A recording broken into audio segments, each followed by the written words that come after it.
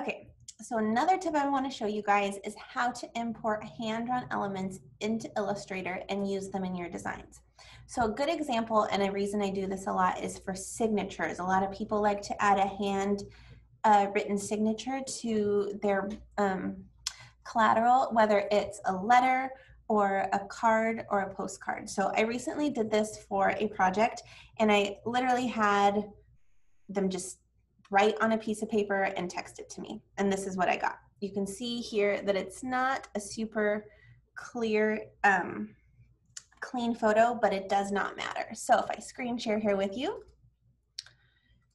I can go here to Photoshop, and you want to start here to make what you do in Illustrator the best that it can be. And here's where you can really see the kind of photo I got, but it'll work fine.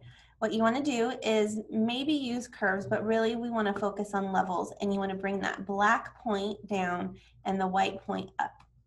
And you can adjust, this middle one is gray too. So you want to adjust these till you almost get a really simple black and white image.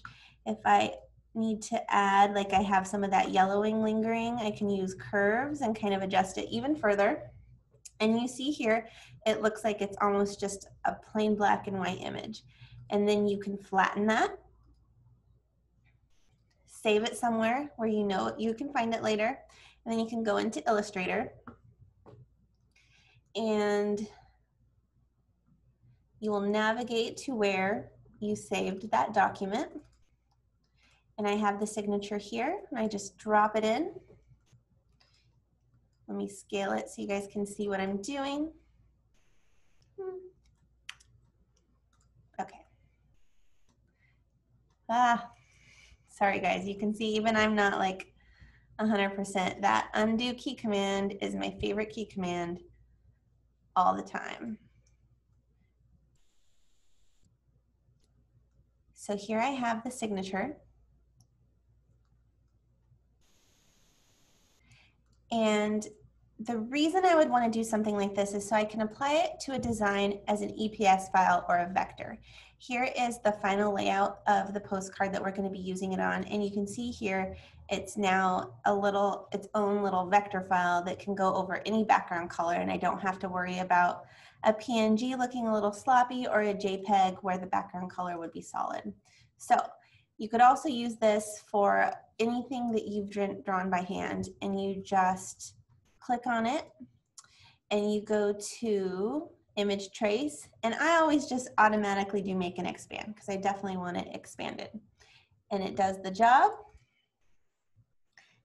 And then I delete that white part because I do not want it, and here we go. Also delete any middle parts if you want those. Now I just have this really cool signature that I can apply to the design, and it will function as its own shape. So I showed you how to do it with one thing. You guys can really think out of the box for this. If you like to draw by hand and you feel stronger that way, you can do this and import it as vector files.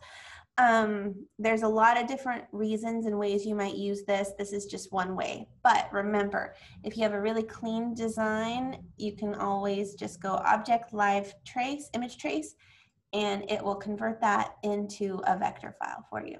Okay, hope that helps.